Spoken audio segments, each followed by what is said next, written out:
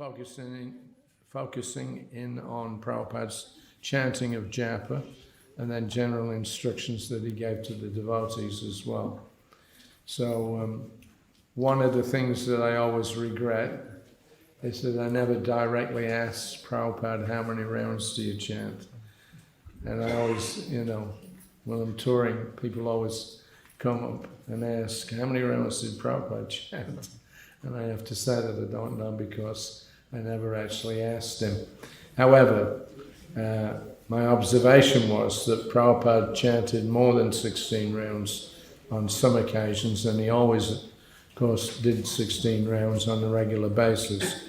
So when we were, say, traveling by aeroplane any distance, then I saw that he always had his beads out. And when he was staying in Vrindavan in September of 1976, I saw that he was chanting more than the standard. So there were times when he chanted more than 16 rounds, and it's definitely not an exaggeration to say that he chanted at least 16 rounds every day without fail. That changed somewhat in 1977. Prabhupada got very sick, and with that illness, then some days he couldn't chant. So that is like Haridas Thakur when he got very old. So then one time Lord Chaitanya came and asked him, "You're not looking very happy." And his reply was, "Yeah, I can't get my rounds finished," because he was doing 3 lakhs of names every day. But he was upset because he couldn't finish them every day. So that happens in old age. Things that you normally do and easily do as part of your sadhana, when you get old, it becomes difficult to do them. So there's a kind of a concession for that. In the Hari Bhakti Vilas, it's mentioned there. I haven't seen it personally, but somebody told me that persons under 8 years old and over 80 years old, they don't need to fast. Yeah, but all others, as long as they're healthy, then they should do the fasting. So these are what you call not hard and fast rules, but they're methods to help us advance in Krishna consciousness. If you can't fully comply, as long as you're sincerely trying to do what you can, then Krishna will accept that. So Prabhupada, as I say, in his last few months, he was not chanting on his beads, but he had a group of devotees, at least in the last 6 weeks, October and November, he had a group of devotees chanting in his room 24 hours a day. So Srila Prabhu, he, this is in his book, What is the Difficulty? So he mentions there that it was easy to understand that Prabhupada enjoyed chanting japa. He always stressed the importance of our chanting 16 rounds, and he once told me that as a householder, he used a simple process for completing 16 rounds, which we could also apply.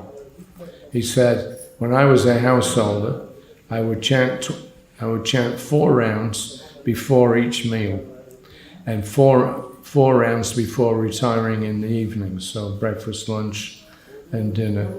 And then at the end of the day, when everybody went to sleep, then he would chant the balance 4. So I would chant 4 rounds before each meal and 4 rounds before retiring in the evening. In this way, 16 rounds can be chanted without difficulty. He laughed and said, if you don't take prasadam before you chant your 4 rounds, then you'll always be sure to get them done. Because nobody misses breakfast and lunch and dinner. So if you have that as your standard, you'll always get your rounds done every day. So this is a remembrance by one of Prabhupada's godbrothers, Nayananda Das Babaji, I think he was living in Champahati for a long time. He passed maybe 10 years ago also. But he was interviewed. Our god sister, what was her name? Mula Prakriti. She did a series of interviews with people that knew Srila Prabhupada before ISKCON was formed. So Nayananda Das Babaji was one of those. So according to him, he said, as far as I understood, Sri Abhay Charan Aravinda Prabhu, from when he first met Bhaktisiddhanta Saraswati Thakur, and especially later, was keeping the highest standards. Even though he had not requested formal initiation, we saw that he was chanting 64 rounds a day. So that could only be when he was in Allahabad and in 1931, 32. So whenever we met him, he was daily chanting and counting 1 lakh of names. When he got time off from work, he would immediately go to associate with the different devotees of the Gaudiya mat. He would go to the Bagbazar mat, or he would go also by train to Navadvip and Mayapur. So that was his remembrance, because he wasn't with Prabhupada all the time.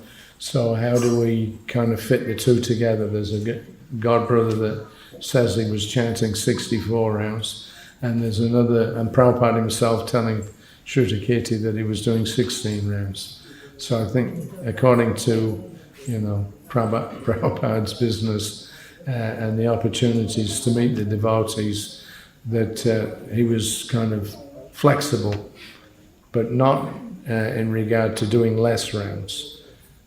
He always did the minimum amount. And in the Gaudiya mat, I asked Bhaktivedanta Maharaj this once before, that according to your investigations, how many rounds do you think that Prabhupada was chanting, and what was the standard in the Gaudiya mat? So he replied that his understanding was that it varied. Yeah, there was the high standard, but depending on your own, the devotee's condition, whether they were businessmen like Prabhupada or whatever, then there was some adjustment that could be made. So even I understood that some devotees were only chanting 4 rounds. Some of them were chanting 64 rounds. So anyway, as far as a fixed number, although I didn't hear from him the actual number, but there was a conversation that Prabhupada had in Toronto in 1976 with some professors that were visiting from the university. And one of the professors asked Prabhupada how long it had taken him to complete the Chaitanya Charitamrita. So especially they were wondering when he found the time to write. So Prabhupada told him it took 1.5 years to complete the 17 volumes, and he explained his schedule. He said, I write in the night. I go to bed at 10:30, I get up at 12:30, then I finish my chanting, if there is any balance, and then I begin dictating. So that's a clear statement from Prabhupada that he was chanting a fixed number of rounds. He doesn't say how many, but as he says, I would always make sure by sitting and chanting till they were completed, then I do my writing. So as I mentioned about Prabhupada's illness, there's an entry in Tamal Krishna Goswami's diary from June the 10th, 1977, and he says, gradually I have seen that Srila Prabhupada is no longer chanting japa on his beads. Many years ago he was chanting 64 rounds, then gradually less, until a number of years ago it was 16. But now he does not chant on his beads. He can be seen with his eyes closed, always meditating on Krishna with an intense concentrated expression. Sometimes there is a loud belching. In this way, Prabhupada is exhibiting some of the ecstatic symptoms mentioned in the Nectar of Devotion. So that was that Nirjana Bhajan stage. So again on September the 16th, Tamal Krishna's diary, he says, Prabhupada's condition remained the same today, but he seemed to be growing weaker. He began to chant Japamala for the first time in many months. In fact, he insisted on always keeping his beads around his neck. Even during his massage, he fingered the beads and silently chanted. His beads also remained around his neck while he slept on his bed. So you've got varying numbers, but definitely, Prabhupada was chanting every day. Except, as Tamal mentions here, he stopped for a little while because of his illness. But then when he was able, he took it back up again. So Prabhupada used to chant almost silently, and you could hear his beads clicking. If you get some recordings of Prabhupada from Vrindavan or Mayapur, sometimes you can, as he's talking, you can hear his beads clicking on the recorder, on the cassette. So Prabhupada, even when he was talking to somebody else, he had his hand in his bead bag and he was chanting. So one example that Prabhupada gave, and I haven't been able to find the exact quotes, but Prabhupada once said that there was a group of dancers from South India. They were well known for dancing with pots of water on their head, and they would practice, that circle of cloth that the building workers use. They don't use that. It's just there, right on the head. And they would practice how to dance without spilling any water. So Prabhupada used that as an example when you're chanting, that it's possible to be thinking of other things whilst you're chanting. So that concentration, if you have it like the dancers, they're on the one hand thinking about keeping the pots, from falling down and breaking. On the other hand, they're also doing their dance movements. So you have to combine the two together. So Prabhupada did say that it's possible to chant japa whilst you're engaging with somebody else or doing something else. It can be there, but that stage of chanting is very,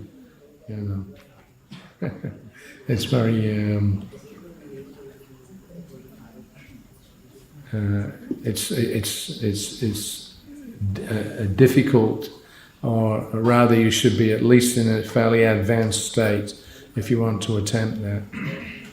So as Prabhupada travelled, sometimes people would give him things. One set of Japamala was given to him when we were in Hawaii. This is in 1976. And Prabhupada had come back from his morning walk. He greeted the deities, then he received Guru Puja.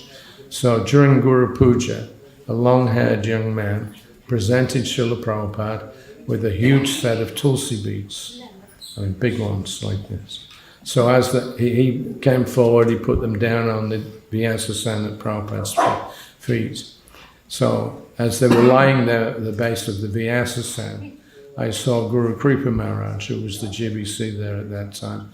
He glanced down at the beads and then he looked at me, because I was Prabhupada's servant, and he knew that when people left things on the Vyasasana at the end of Guru Puja, then the servant would collect them up and take them to his room. So Guru Kripa, he was looking at these beads and then he looked at me, and he had a possessive look in his eye.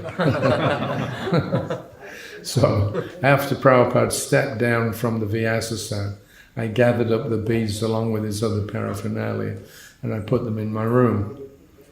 So the same devotee had apparently given His Divine Grace a similar set of Japamala last year, but Prabhupada had not used them and he had left them behind in Hawaii. So after breakfast on this particular day, Prabhupada called me into his room and he said, "Where are those beads? Just bring them." So I brought the new beads in. Prabhupada had a look at them. He tried them out and he liked the feel of them. So he told me to string them properly and have a bead bag made that could, so that he could chant on them. So they were big beads, so he had to get a special big bead bag made. And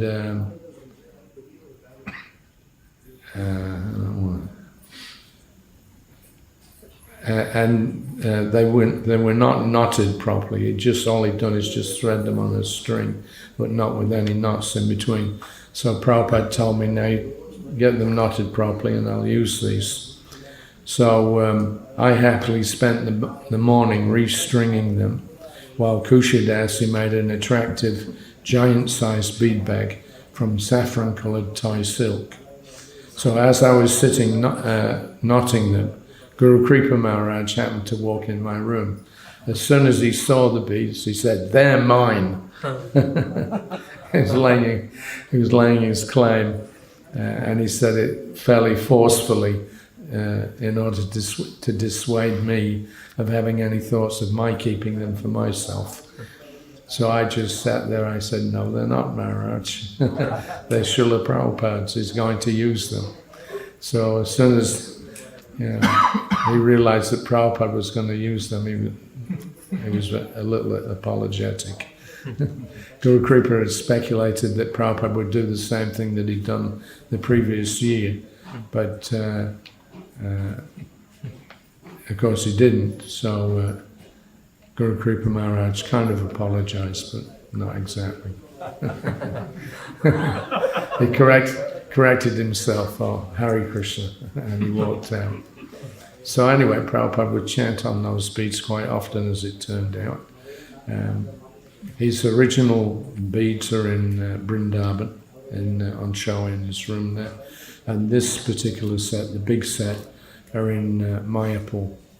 Jananivas Prabhu had kept them locked up in a Almira for quite a long time. So when we were looking for materials for the library, and I got him to open up the Almira in his bedroom, then there they were. So I told him, these have been used by Prabhupada. You should put them on display in his rooms on the Lotus building. So I think that's still there. So also another time when he used them, that we were in Hawaii in May. Then in June we went to the mainland in America, and on July the 3rd, in mid-June, after being in Los Angeles for about 10 or 11 days, then Prabhupada flew to Detroit. So the Detroit temple actually backs onto a canal. Anybody that's seen that temple, it's quite an amazing place. And it was built by this fellow, what was his name?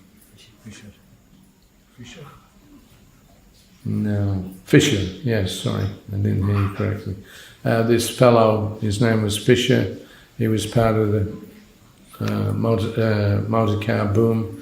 So he had built this very elaborate house, and a few of his friends had built similar mansions going down this canal. So gradually they went into disrepair. Most of those houses, were occupied by, there was a gang of bikers in there at one time, and just, vagrants or whatever. So they were selling them off at a very cheap price, because the whole area had become like a ghetto. And so Prabhupada had been to see it with the devotees the year before. The devotees, thought that the buildings themselves and the land was okay, but they were doubtful about the neighborhood. So Prabhupada told them, "Don't worry. If we come here and chant, it will purify everything, and everything will be all right." So Prabhupada himself had bargained with the real estate agent. They'd gone there with this man, and the first thing that Prabhupada did was preach to him that this is the highest welfare activity spreading the Lord Chaitanya's Sankirtan movement. So why don't you help us? Why don't you give us this building? So the real estate agent didn't know whether to take that seriously or not. Eventually they settled on a price of, sorry, what was it? They settled on the price of $300,000. So the following year then, the devotees had already took occupancy when Prabhupada came. He went on a tour of the building for the first time, and he told us, he said that even one room is worth $300,000. It was an extremely opulent place. In the room that the secretary and servant was staying, myself and I think Jagadish, just the bathroom, everything was gold-plated. You know, the handle of the flush box, the ceiling, the toilet roll holder.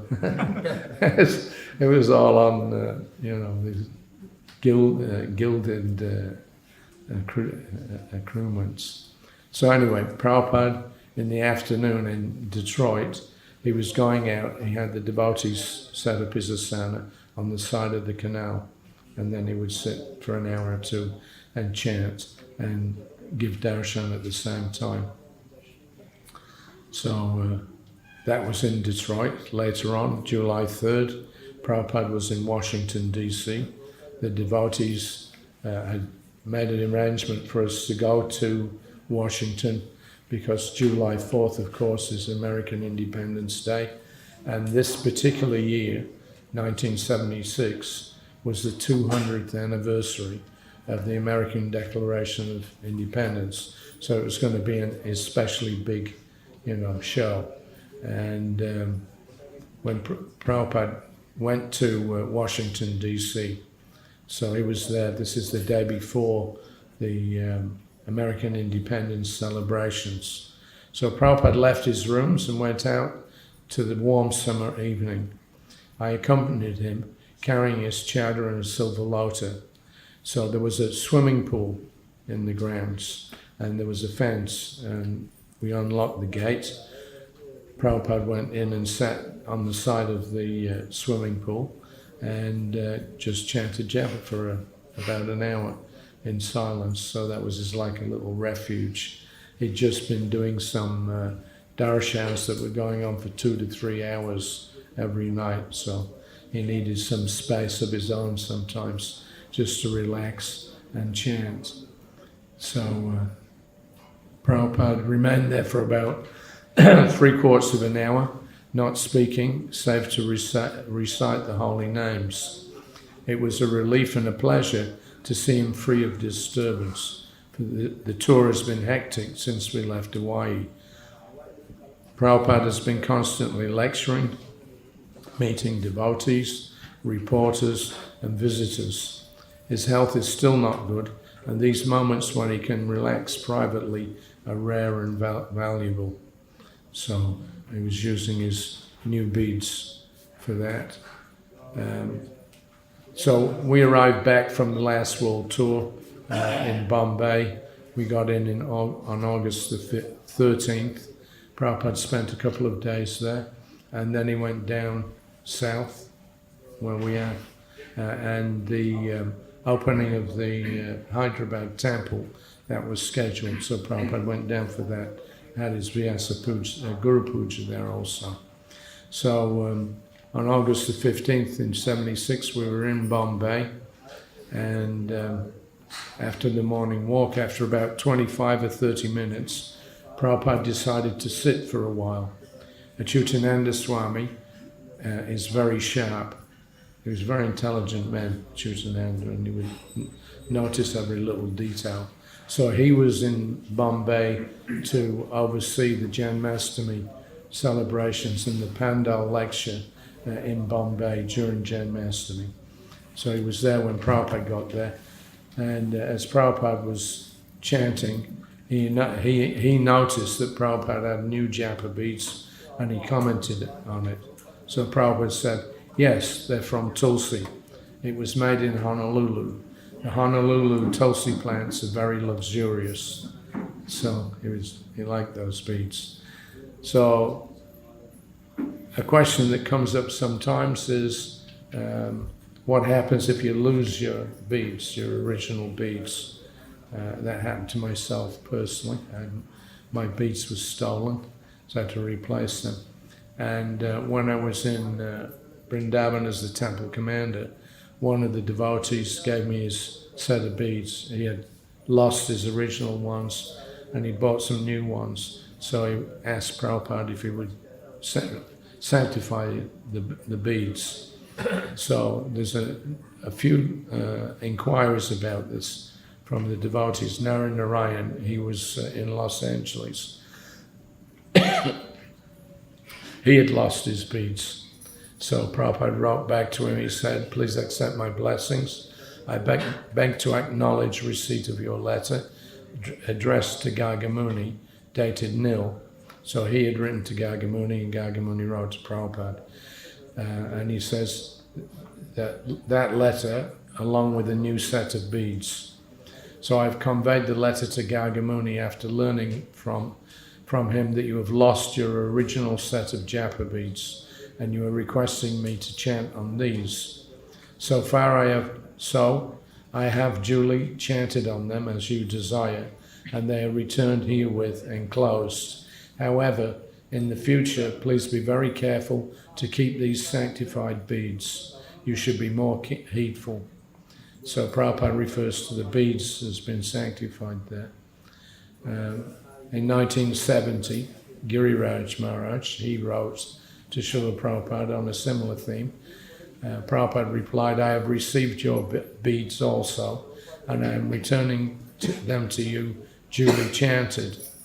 Now please increase your enthusiasm for pushing on this Krishna Consciousness movement, and Krishna will inspire you with all intelligence for serving him as much as you engage yourself with sincerity and devotion.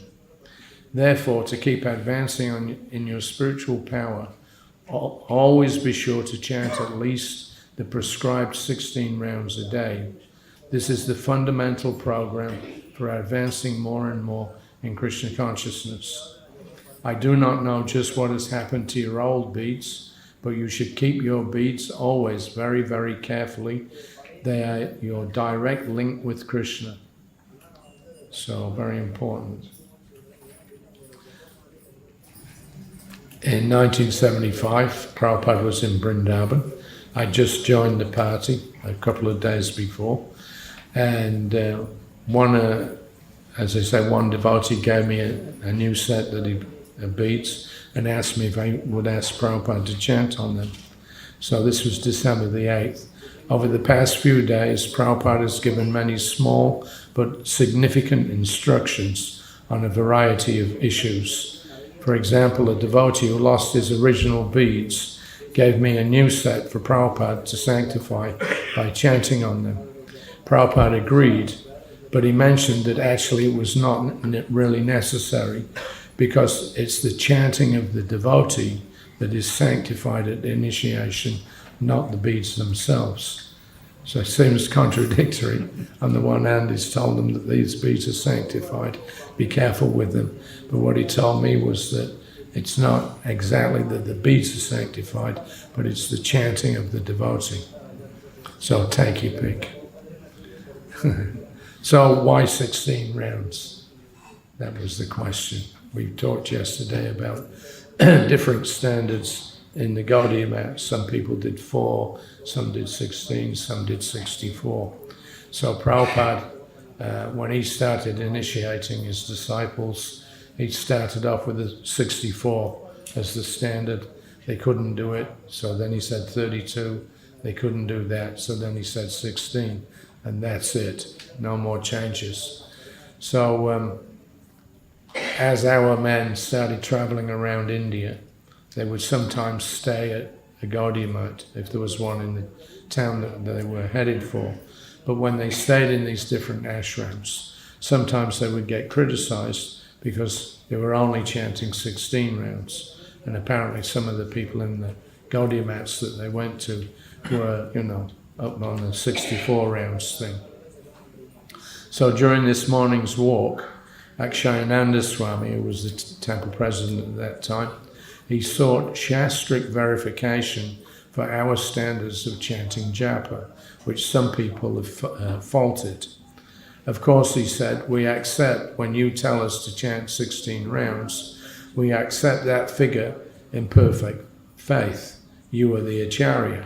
But what if we want to convince others? Is there any Shastric or Vedic verse that we can refer to corroborate that at least they must do 16 rounds, or that many number of names? So Prabhupada replied, no, in the Shastra it is not said like that, but it is said Sankhya-purvaka. You must chant fixed up in numerical strength, whatever you can, but I have fixed 16 rounds because you cannot do any more.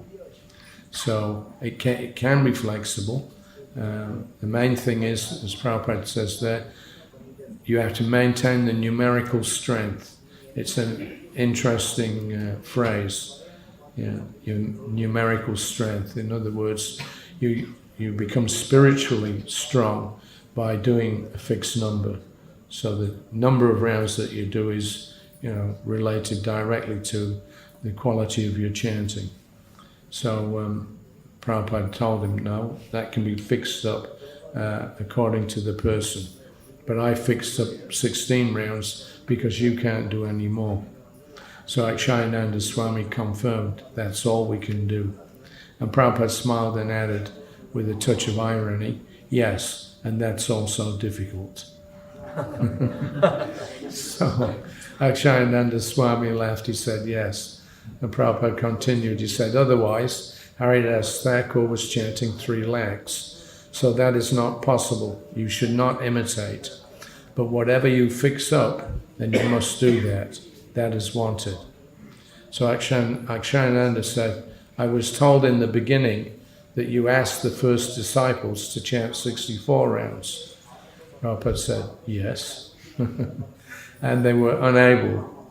So Akshayananda continued on to our laughter. He said, then you asked them to chant 32?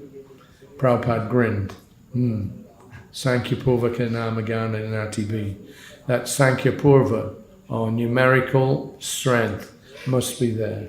And you should follow rigidly. So if we're serious and sincere, Akshayananda said, it means that 16 rounds will increase to continuous chanting. Prabhupada said, you can do also now. It's not that because I've finished my 16 rounds. No, you can increase, but the 16 must be done. So Akshayananda said, well, yes, what I mean is that to bring us to the platform of chanting constantly. At least we must do that numerical number. And if we're fortunate, we may finally be able to chant constantly day and night. Yes, Prabhupada confirmed. So I met with Brahmananda some years later, and we were discussing, and I brought this point up about, people losing their beads, and also about Prabhupada fixing the number at 16 after having, he tried different standards. So as soon as I mentioned it to Brahmananda, he said yes. He said, I also brought that up. I asked Prabhupada. He told me that he had once asked Srila Prabhupada why he did that. So Prabhupada gave a simple reply. He just said, I was experimenting. So we're trying to see what we're capable of doing. So Prabhupada was expert. He didn't want to overload us. He knew the background that we came from. So he tried to make a program which would keep us fully engaged from morning till night, but in a variety of ways. In the morning, deity worship, chant, japa, then go out and sankirtan, sell books, go chanting in the street, come back in the evening, go to the arati, have a Bhagavad Gita class, a Bhagavatam class in the morning. So Prabhupada was trying to think of different ways to keep us fully engaged. Otherwise, if you are expert in chanting, like Haridas Thakur, then you can just chant and you'll be perfectly at ease with that. But that's a very exalted condition to be in, and nobody really can do that, at least not in ISKCON. I did actually, personally, I did try in 1983 to do Chadamasya, and I chanted 64 rounds every day for 4 months. And the first couple of weeks were difficult because my mind was going all over the place.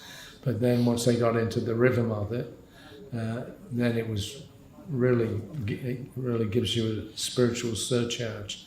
And I was thinking, when Chadamasya is finished, I'm going to continue on with this standard. Within a week, I was back down to 16 rounds and, immersed in management again. But anyway, Prabhupada wasn't against it, but his point was that we're actually not fit to do that. We're not on the same level as Haridas Thakur. So he made some references to that several times. April the 1st, 1976, Prabhupada was in Vrindavan. We just arrived there for the second leg of the Mayapur Vrindavan festival. Because nowadays it's more like devotees come for Gaur Purnima, but they don't usually go over to the Vrindavan side. Or if they do, it's for a short period. And then at Kartik now it's become very popular for the devotees to go and spend a month in Vrindavan and observe the festivals there.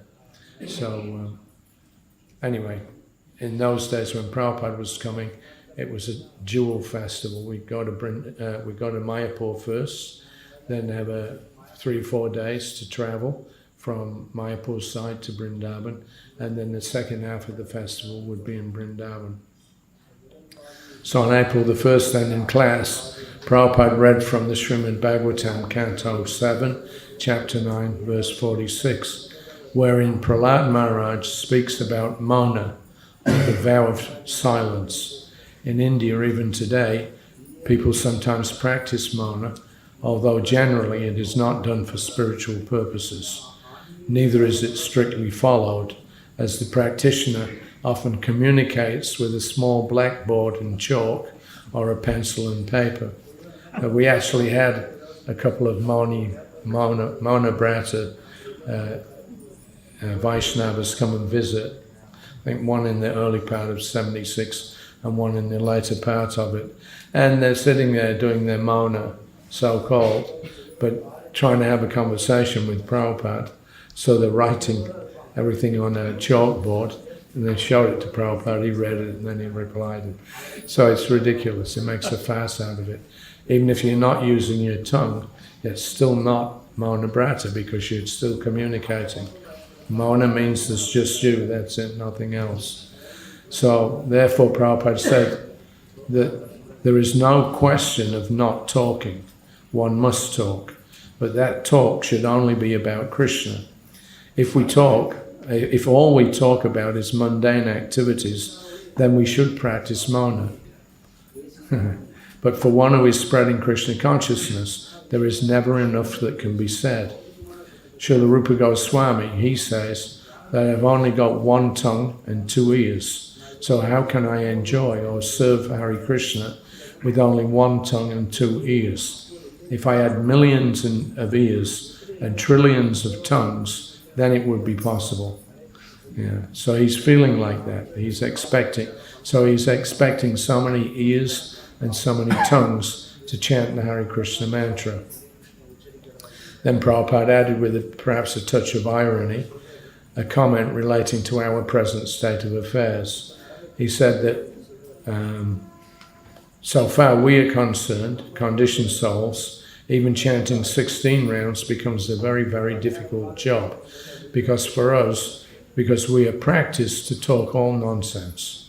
We cannot find out a little time, say for 2 hours, for chanting Hare Krishna, but we can find out 24 hours for talking nonsense. Therefore, one who cannot chant Hare Krishna mantra, he should stop his talking. That is called Mauna. Don't talk anymore, better remain silent. So this is a recommendation by Prahlad Maharaj.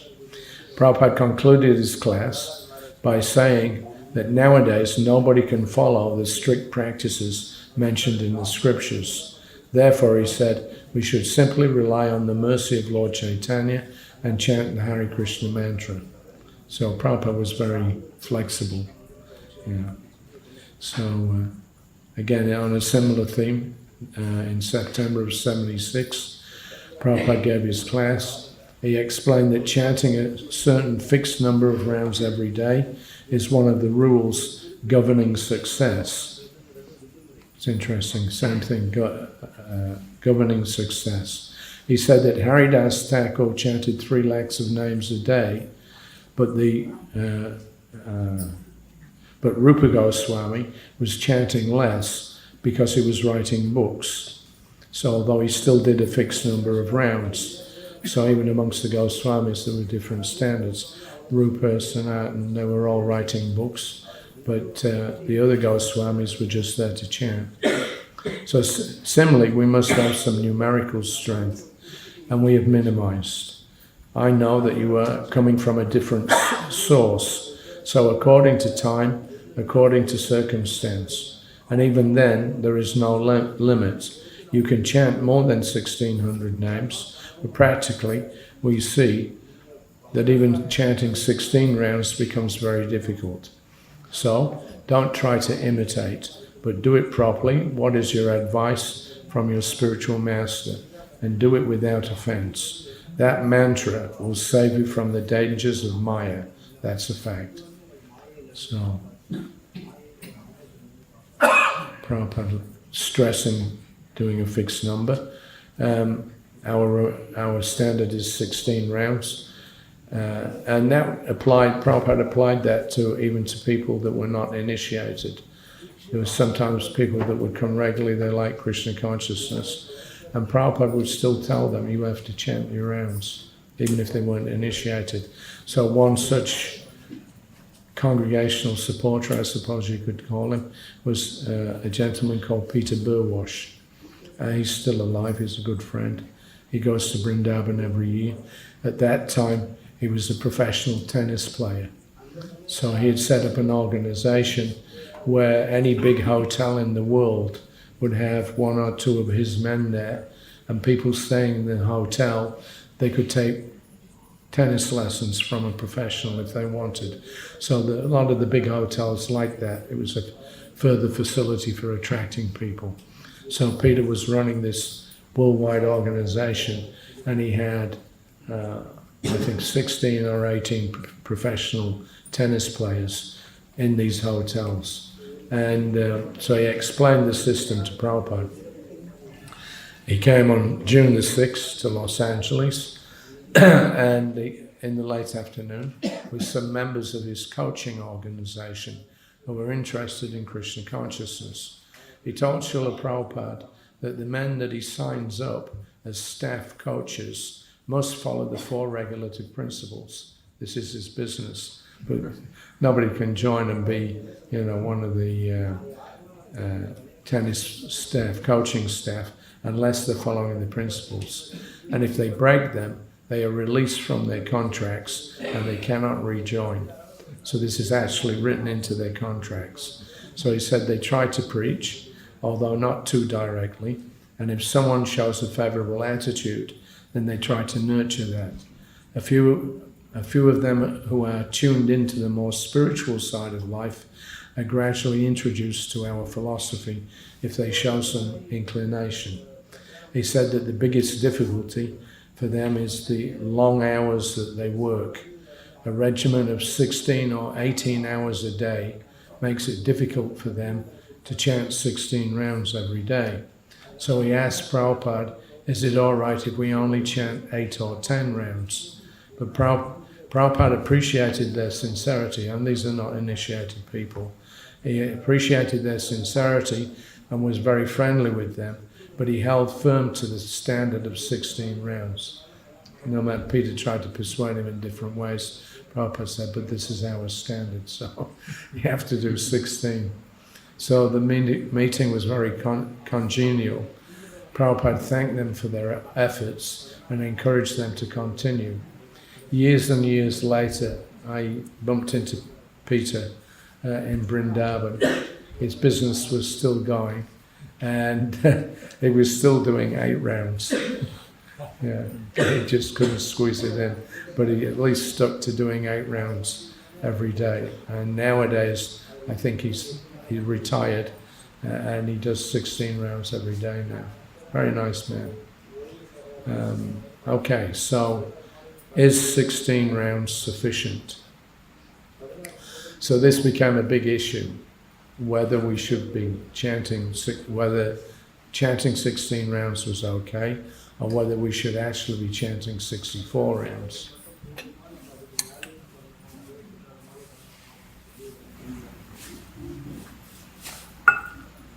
So after the opening of the Krishna Balaram Mandir, a lot of devotees started coming from the West, and gradually, they started going out to see the various Babajis. Prabhupada's own secretary, former secretary, Nitai Das, he was so-called learning Sanskrit from one Babaji in Vrindavan, but as he was doing that, he was slowly getting poisoned, and gradually he came to the conclusion that Srila Bhaktisiddhanta Saraswati was not actually initiated by Gaur-Kishore, and that when he got to the point of thinking that was true, then his whole spiritual life was finished. He left ISKCON, he left Prabhupada, he went off, took reinitiation somewhere else. After that, I heard that he took reinitiation again from a third fellow. So that was due to bad association. The Babajis and Radhakund got in his ear, because there's been this conflict between the Babajis and the preaching devotees since the time of Bhaktisiddhanta Saraswati's formation of the Gaudiya Math.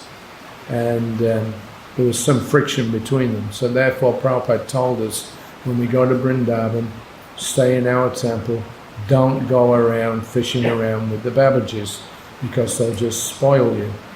So Nitai had been on Prabhupada's party. In Janmashtami 1975, Prabhupada had come to Vrindavan for the first time since it had been opened.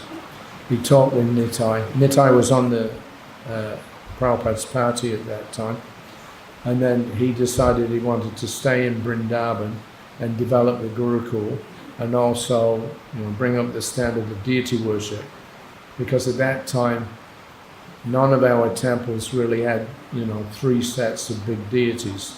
Vrindavan was the first place that Prabhupada did that. So Nitai wanted to stay and deal with those things. So Prabhupada allowed him. Then later on, when we went overseas, Prabhupada got to America. He got some letters from Gopal Krishna Maharaj complaining that Nitai was not attending the programs and that he was in Radhakund a lot of the time. And so Prabhupada sent quite a sharp letter. Can you hear me now?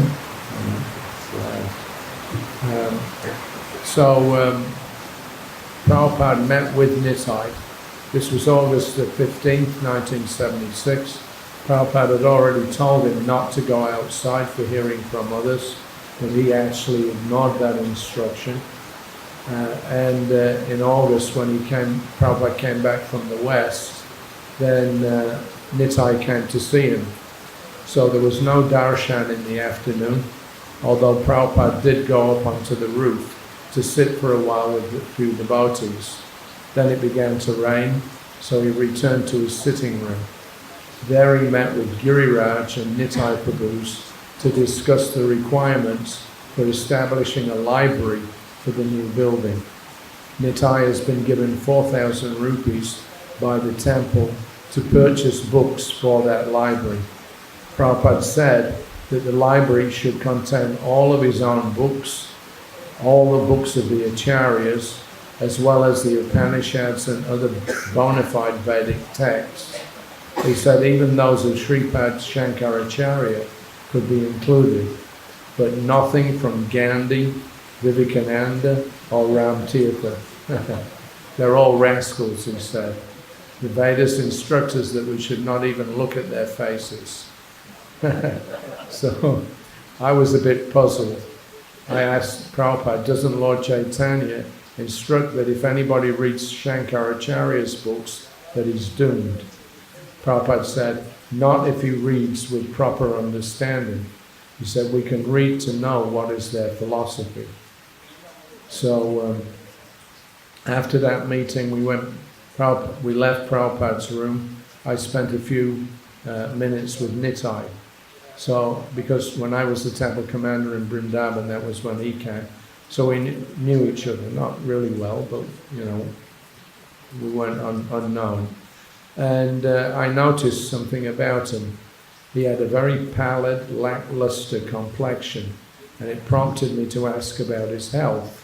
So he assured me that he was all right, but to me, he seemed to be drained and lacking in vitality. I thought he was ill. He was ill, but not physically, spiritually. So a few weeks later, after seeing Prabhupada, he'd seen Prabhupada in Bombay. Prabhupada then went down to Hyderabad for the opening. We came up to New Delhi for Radhastami, and from there we went back to Vrindavan. Prabhupada stayed there for about 3 months at a stretch. So we arrived back in Vrindavan on September the 3rd, and then in the afternoon of the next day, September the 4th, Nitai by that time somehow or another disappeared. In a few weeks since he saw Prabhupada, he went off from Bombay, and then nobody saw him again. Then this rumor started coming out that he had left ISKCON. So there seems to be a major problem with Nitai Das, Prabhupada's former servant.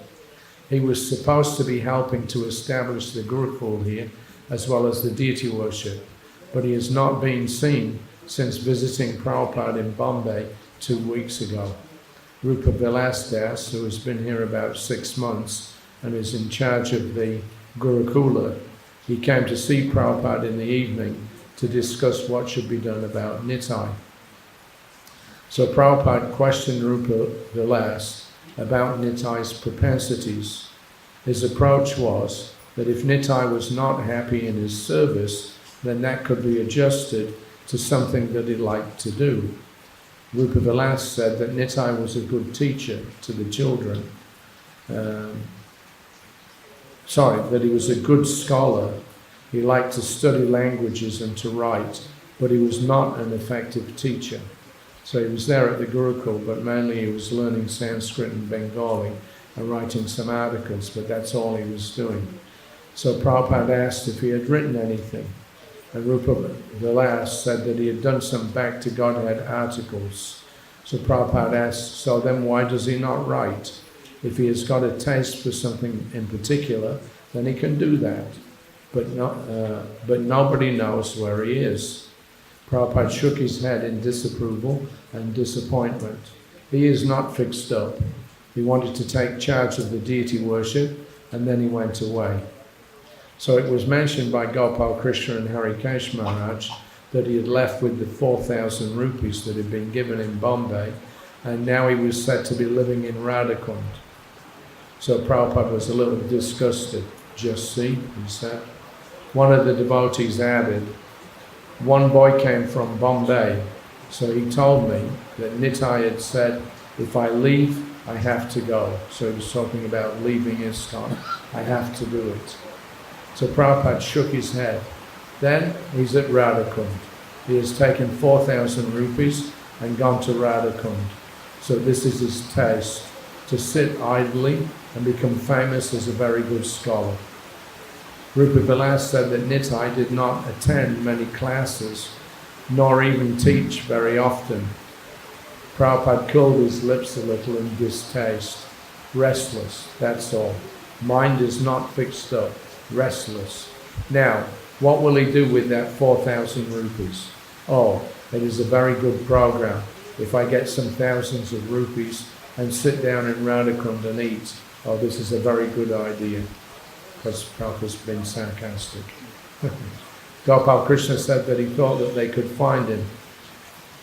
Prabhupada, however, said it wasn't a question of finding him. He said that is not difficult, but what is his mentality? Why he has gone to Radhakund if he was teaching here? You cannot rely on him. So A couple of days later, September the 9th, complaints about Nitai have been increasing daily. Apparently, he's been telling all the devotees that it is not possible to go back to Godhead in this life unless one chants 1 lakh of names of Krishna every day. He has been claiming that if one only chants 16 rounds, it will take many births. Many devotees have become affected by this nonsense, which Nitai got from some advanced devotee in Govardhan. Prabhupada said he's become a sahajiya. He pointed out that at initiation, we agreed to chant not less than 16 rounds. We are not saying only 16 rounds, Prabhupada told us. You can chant more if you want, 64. But actually, we're not capable of chanting 64 or 1 lakh of names every day. This is not possible for you. So that was one of the points of contention. Nitai had read in Chaitanya Bhagavat or Chaitanya Charitamrita that if you want to be a confidential associate of Lord Chaitanya, you must chant 64 rounds a day. So on the basis of that, he was saying that we only do 16 rounds, that's not enough, and you cannot become an associate of Lord Chaitanya by doing that. So Prabhupada's first response was, this is the sahaja. He's got a disturbed mind, and still he's talking about chanting 64 rounds. So he said, that is not possible for you. 2 days later, on September the 11th, some news about Nitai came in again. Gopal Krishna Prabhu had met Yogananda Das. Now Yogananda was a close friend of Nitai's. They had rented a room in Radhakund to share between them. And Yogananda was still doing some service at the temple, but Nitai was out in Radhakund. So Yogananda told Gopal Krishna that for the last few weeks, even he had not seen Nitai. Then today, just by chance, he saw Nitai sitting in a train at the Mathura railway station. So he'd gone there on his own business. He looked into one of the carriages. There was Nitai sitting in the train. So he asked Nitai, what are you doing? So Nitai suddenly pulled out the 4,000 rupees that he had been given in Bombay to purchase books for the library, and he asked Yogananda to return it to the temple. When Yogananda asked him what he was going to do, Nitai told him, he said, now I'm going to Jaipur to say goodbye to Govindaji. Then I'm going to Nabadweep, and then I shall return to America because my wife has sent me a ticket. Yogananda affirmed that Nitai has indeed left ISKCON. When Prabhupada heard this news, he shook his head in disapproval. So then the next day, September the 12th, there was more discussion about Nitai's departure. Prabhupada expressed strong displeasure about his propaganda that unless you chant 64 rounds daily, you cannot go back to Godhead in this life. We don't mind if you chant 64 rounds, Prabhupada said. That is good if you can do it. I never said only 16. 16 is the minimum. You must do that. But the difficulty is that some of them, our devotees, cannot even chant 16. So how they'll do 64? If you can do 64, then do it. But why do you have to go back to New York to chant 64? Why leave Vrindavan? Vrindavan is the best place to chant 64 rounds. But you were going to Jaipur to say goodbye to Govinda. You rascal, get out. You cannot stay here. That is Govindaji. Just to save this rascal from going to hell by his bad association, Krishna is forcing him to leave. Go, you cannot stay here. Get out. That is Krishna's mercy, that he is made to leave and give back the 4,000 rupees. 1 minute later, and he would have been missed at the railway station. The train would have gone, and he would have kept that money. So it was Krishna's arrangement that he was seen there by Yogananda. That was Prabhupada. So Prabhupada is saying, he's thinking so elevated I can say goodbye to Govindaji. He doesn't know that Govindaji is saying, get out, you can't stay here, you're insulting my devotees. So, September the 14th, another couple of days, finally, Prabhupada got some direct communication from Nitai himself. Up until that point, he just, it was hearsay. So Nitai sent Prabhupada a letter today explaining his reasons for leaving ISKCON. At first, Harikesh Maharaj, who was Prabhupada's secretary at that time, didn't want to read the letter to Srila Prabhupada because it was so offensive. But when Hasadutta Maharaj saw it, he insisted that we show it to Prabhupada just to get Prabhupada's reactions to the criticisms that Nitai was laying. So after Prabhupada had his afternoon nap, we went into his room and sat before him.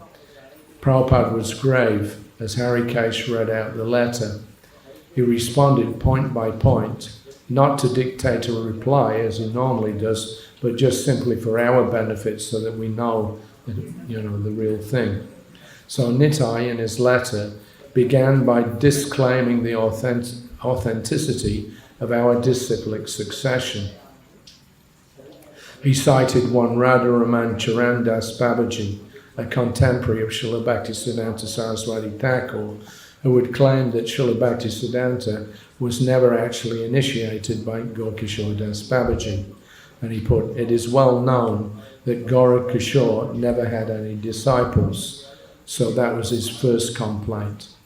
So Prabhupada responded that this Radharaman Charandas Babaji was a Kanista Adhikari whom Srila Bhaktisiddhanta had strongly criticized for advertising himself as a great preacher without his actually having any knowledge of the Gaudiya Vaishnava philosophy. It was all sentiment. That was going on just at the turn of the century.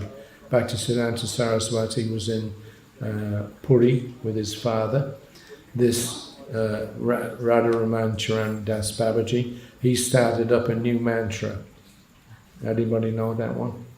There's a group of them that are right behind the Krishna Balaram Mandir, even now. Anybody know it? Yes. Nitai Gaur Radhesham Japa Hari Krishna Hari Ram. So he was the rascal that started that chanting. It's still, even nowadays, is going on. So Bhaktisiddhanta Saraswati got very, upset with this Radharaman Charan and tried to point out to them that this was bogus chanting. This was not a bona fide manner. But they got some, emotional following. So there was like a war going on between Bhaktisiddhanta Saraswati, war of words, and these people following this Babaji. So it got to the point where it was so heated and inflamed that Bhaktivinoda Thakur told Bhaktisiddhanta Saraswati, let things cool down, better you go to Mayapur and chant for a while and let these things cool down. So to get back at Bhaktisiddhanta Saraswati, who was criticizing them for singing a bogus mantra, their retaliation, the Babajis, was that actually, who is this Bhaktisiddhanta Saraswati anyway? He's never been initiated, because everybody knows that Gaurkishore Das Babaji never had any disciples. And it's important that everybody knows. In other words, it was just tattletale, that's all, speculation. I mean, if Bhaktisiddhanta Saraswati said that he took initiation from Gaurkishore Das Babaji, there's no reason for us to doubt that. If we say, no, it's not true, we're saying that Bhaktisiddhanta Saraswati is a liar.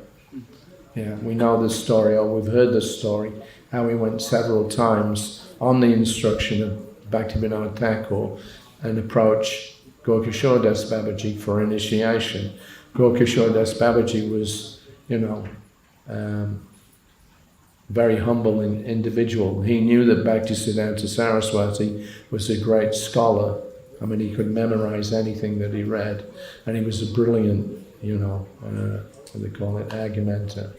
So, anyway, so to get back at Bhaktisiddhanta Saraswati, this Charan Das Babaji, they started to put it out that he's not initiated, he's not in any bona fide sampradaya.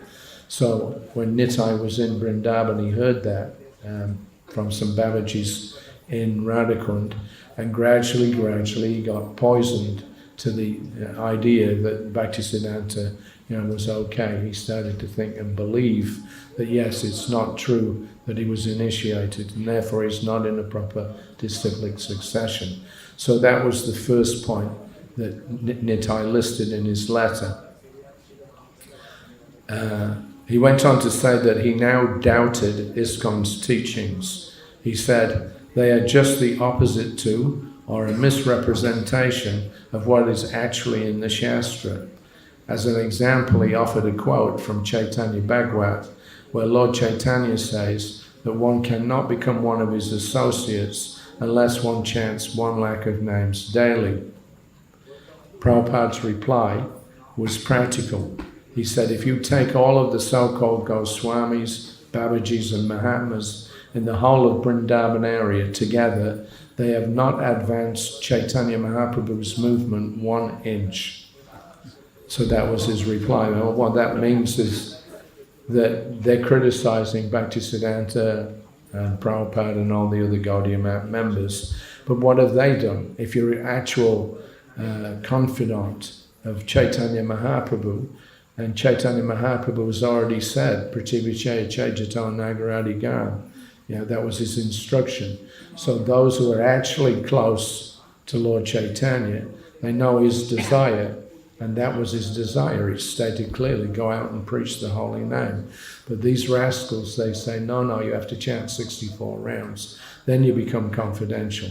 So where is the confidential relationship if Lord Chaitanya is saying, do this, and you don't do it? So Prabhupada was saying that you can see they have not advanced Lord Chaitanya's movement 1 inch. So Nitai's next point was that Srila Haridas Thakur was the Namacharya. Since he chanted 3 lakhs of names a day, then we either have to imitate that or keep that as our goal.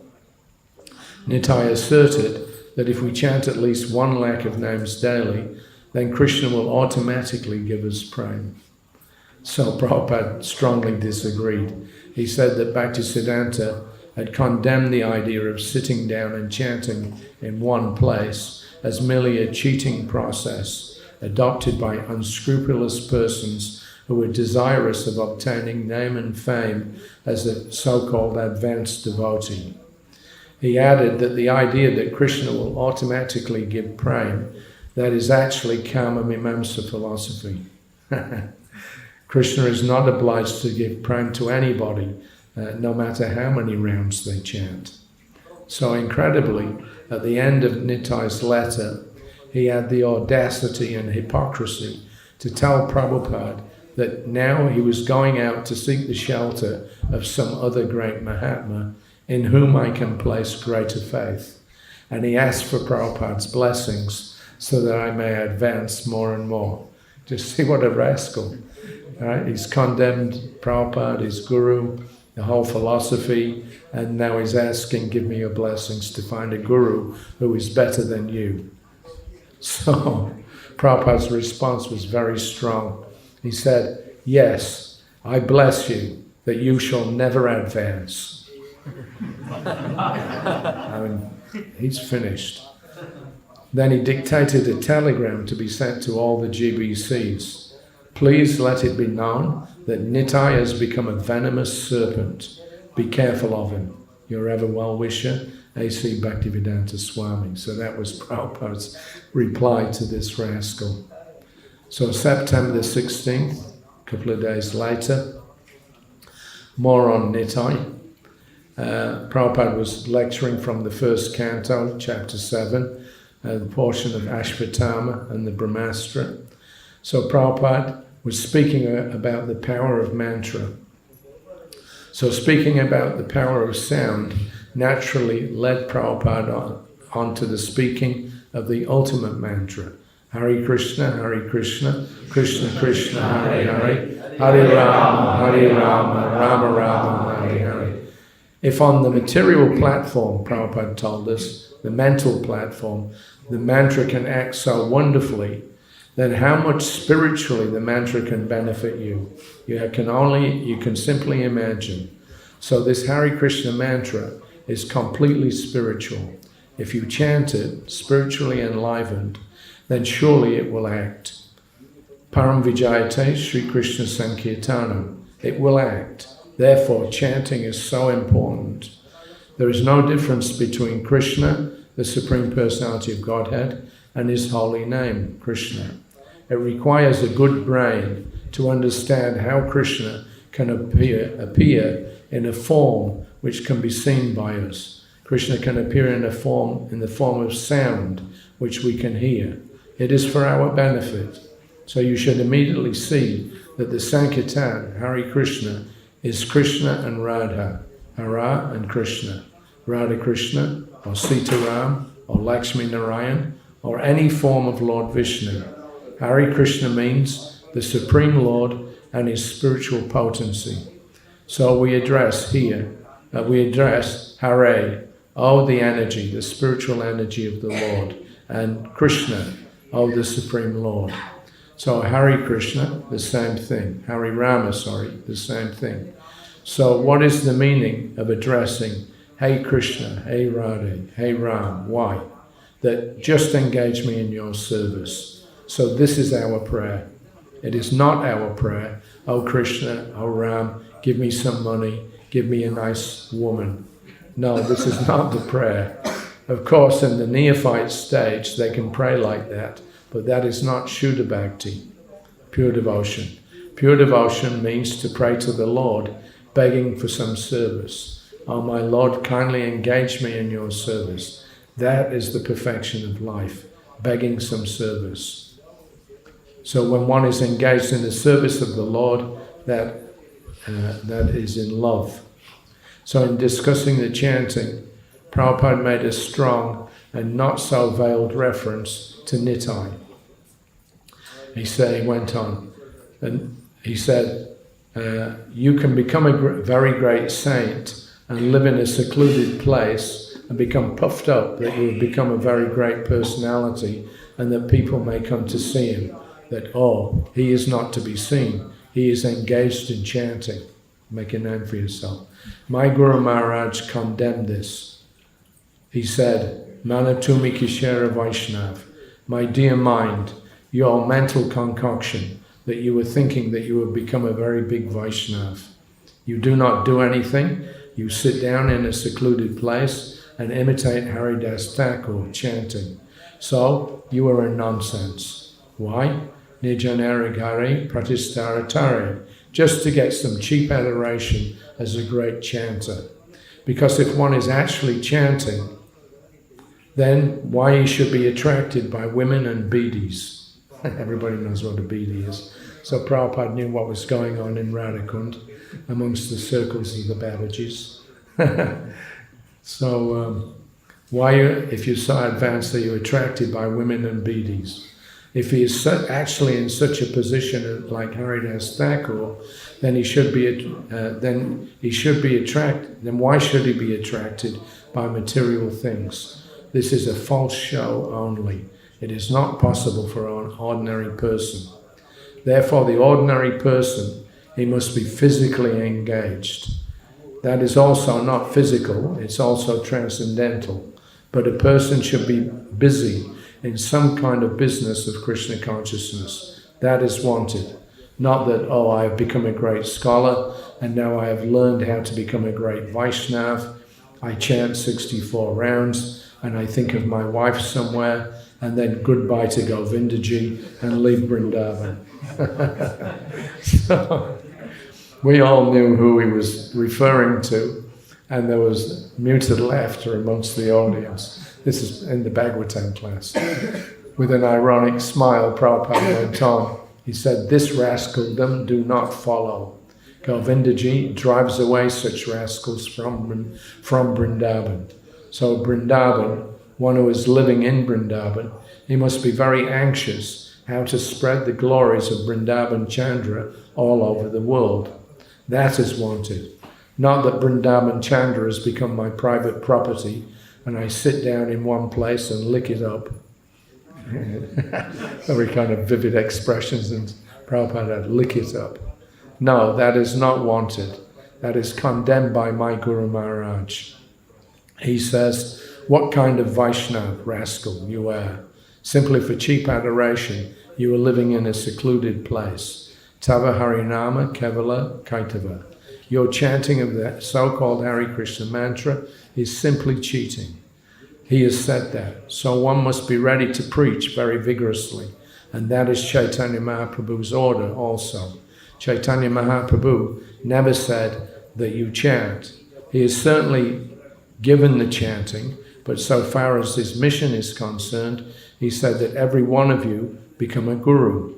Amara Agnaya Guru Hana Tara Desh. And you deliver, you preach, so that people can understand what is Krishna. Pratibhachaya Chetata Nagaradi Gram. That is his mission. It is not that become a big Vaishnav and sit down and imitate. This is all rascaldom. So don't follow this thing. At least we cannot advise you in such a way. We have learned from our Guru Maharaj that preaching is a very, very important thing. And when one is actually an experienced preacher, then he is able to chant the Hare Krishna mantra without any offense. Before that, this so-called chanting of Hare Krishna mantra, you may practice without any offenses and giving up all of the business just to make a big show of being a Vaishnava. That is not required. Thank you very much. So Prabhupada has finally spoken about Nitai's deviation. So far, Prabhupada has spoken about Nitai's deviation in private to just a few of us. But now his public criticism this morning left no doubt in the devotees' minds what is the real Siddhanta and standard of practice. So, rascals, they're chanting but thinking of something else. That was one thing I wanted to pull out there.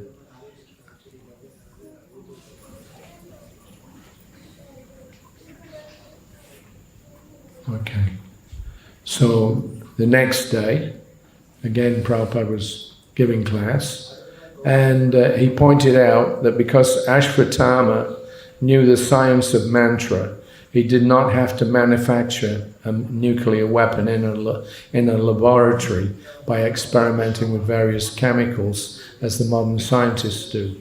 They've got their bombs and everything, but they're not unknown. The Brahmastra weapon that was by the expert Maharatis, they knew how to invoke by sound vibration any weapon they liked.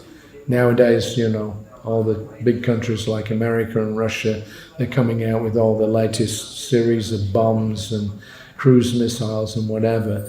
But in the Vedic times, they had all of these weapons, but much more expertly dealt with. Yeah, just by the sound vibration, they could make these, you know, bombs go off.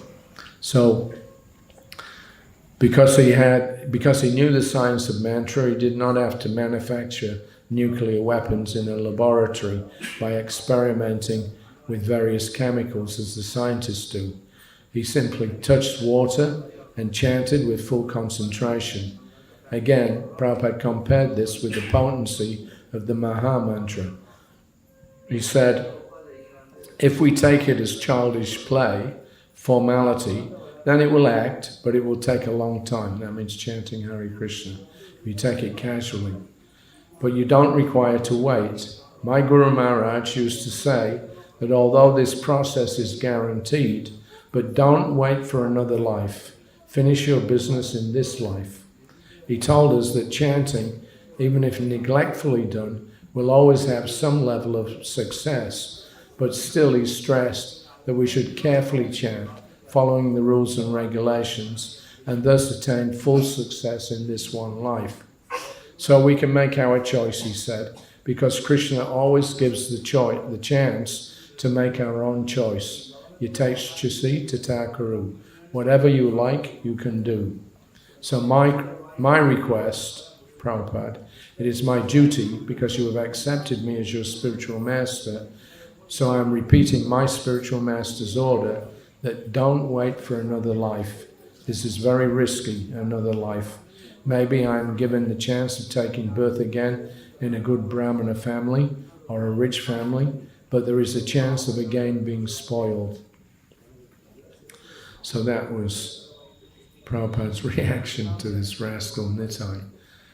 Again, in October, the following month, Prabhupada talked about pleasing the Guru means pleasing Krishna. So Pradyumna, he read out the verse. He said, "It was by Dronacharya's mercy that you learned the military art of throwing arrows and the confidential art of controlling weapons." This is Draupadi pleading for the life of Ashwatthama. He's actually not an enemy. He's the son of your Guru. How you can, no matter what he's done, how you can do something to punish him when he's your own Guru's son. So Prabhupada quoted this verse, Sarahasya Dano Veda Saivasago. All right, anyway, I'm having problems with quoting Sanskrit. I'll just give the English. Prabhupada said, this is another Vedic civilization, that if you were benefited by somebody, you should always remain obliged to him. Shikshito yadan anugrahat. There is one Bengali proverb, Guru Mara Vidya. The Guru, you learn from him first of all, and then you kill him. You don't care for him. So this is demonic. By the grace of the Guru, that you learn something, and then when you learn something, then you become greater than your Guru, and you don't care for your Guru. This is demonic. Even if you have learned something, you must feel always obliged. So this is Vedic civilization. Draupadi is advising Arjuna, you have learned, so you feel always obligated to him. So this is the Vedic science, military art, by his grace, by Guru's grace. Now you are expert in the science of military art. So suppose his son has committed some sinful activity, you cannot punish him or retaliate. So that is so that the Guru's family will be aggrieved. This is the Vedic culture. Not only is he personally, but in his absence, his wife, his family, you should consider them as well. So there is nothing about, what was that in the purport? Just read. Pradyumna repeats the verse, Danoveda, or military science, was taught by Dronacharya with all of its confidential secrets of throwing and controlling by Vedic hymns. Gross military science is dependent on material weapons. But finer than that is the art of throwing arrows saturated with Vedic hymns, which act more efficiently than gross material weapons like machine guns or atomic bombs. The control is by the Vedic mantras or the transcendental science of sound. So it is said that in the Ramayana that Maharaj Dasarath, the father of Lord Ram, used to control arrows by sound only. He could pierce his target with an arrow simply by hearing the sound, but without seeing the object. So this is a finer military science than that of the gross material military weapons nowadays. Prabhupada continued, he said, this is Sabdavedi. Just like I cannot see where the bird is, he's chirping, but Sabdavedi, I can throw wherever the bird is and it will go there and kill him. So that is Sabdavedi. Maharaj Dasarath used it. Therefore he was cursed that he would die, being aggrieved when Ramachandra would be banished.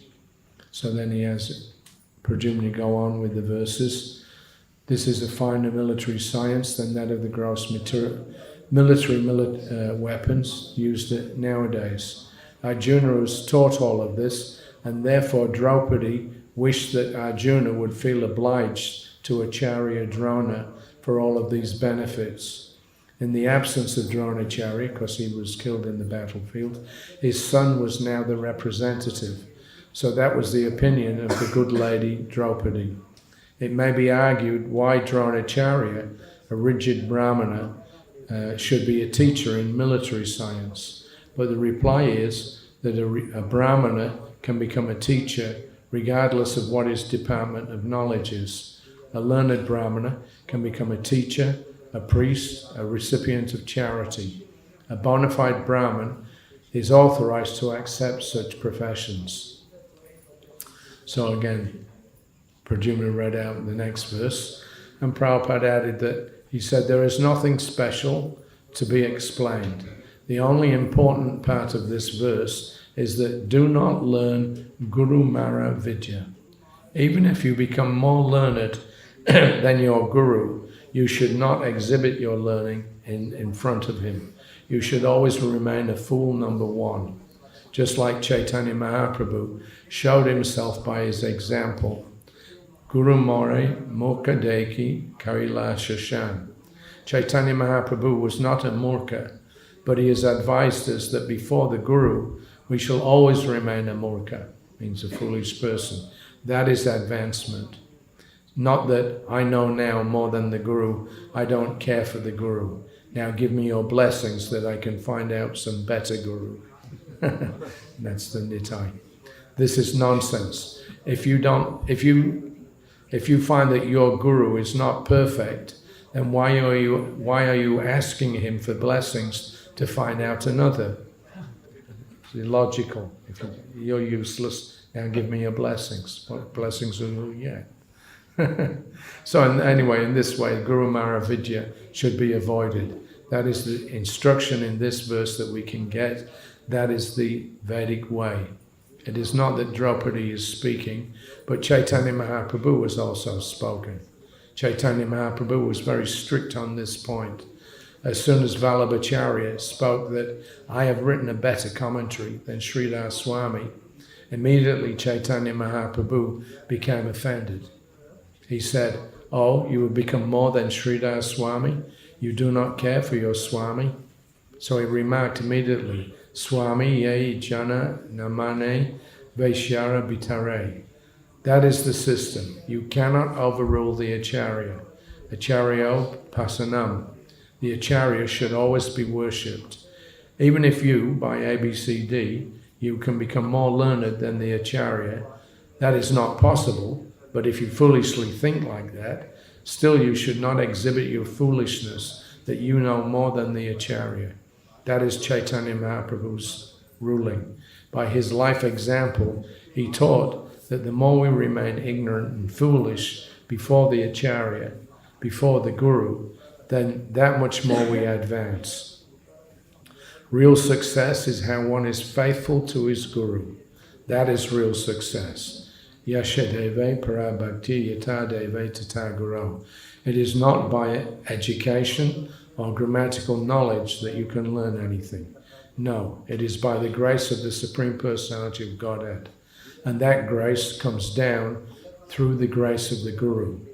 That grace is also, it does not come directly, so we should not be neglecting this point. Yashadeve parabhakti yatadeve tataguro tashita katita hiyata prakashante mahatmana. Things will be revealed by devotion, not by so-called education. So, therefore, Vishwanath Chakravarti Thakur, he says, Yasha Prasada, Bhagavat Prasada. Not that Bhagavat Prasad is achieved by education and grammar. No. Yasha Prasada, Bhagavat Prasada. By the mercy of the Guru, one can achieve. This is just like a common word. If you love me, love my dog. So you cannot approach Krishna without loving his dog, his servant.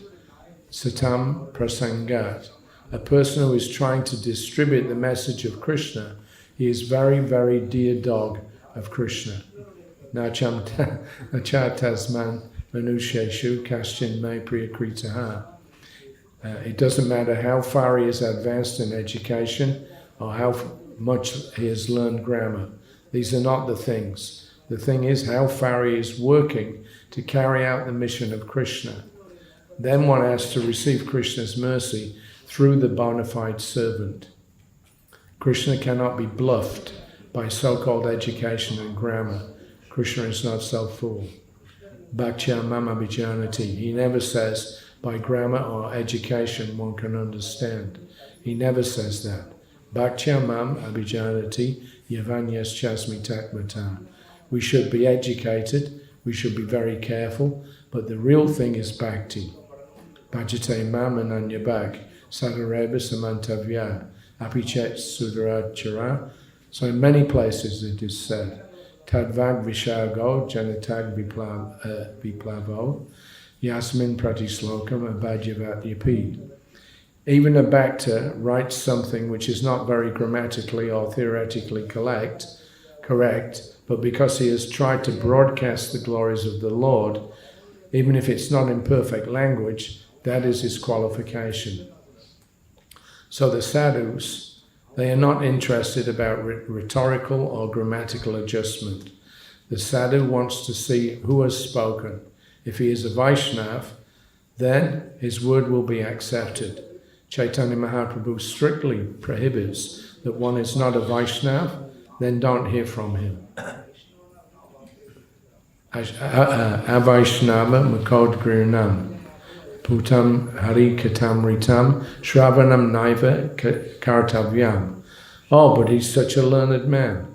Or, oh, his writing is so nice, correctly. But because he is not a Vaishnav, one should not hear from him.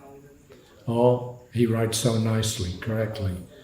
So, why is that? It is so nicely written? No. Sarpocha stam yata paya. Milk is very good food, everybody knows. But as soon as it is touched by the lips of a serpent, then it becomes poison immediately. Therefore it is forbidden. And anyone who has no knowledge how to respect the Guru, then how he can become a Vaishnav. Charya Vaishnava Seva Nishtar Payachikeva. So our determination should be to serve the previous Guru and Acharyas, Evam Parampara Praptam. That is our determination. Tandera Charana Sevi. Our service, not directly to Krishna, because to serve a Vaishnav is more than serving Krishna directly. Mad Bhakta Puja Yadika. Krishna likes that. He doesn't accept anyone's service directly. That is a gross mistake. So you have to serve the servant of Krishna, and that is the way, not directly. So Prabhupada kind of fleshing out those principles that, Nitai had gotten to this point where he didn't care for his guru. There was one time when Prabhupada was on a morning walk in Mayapur.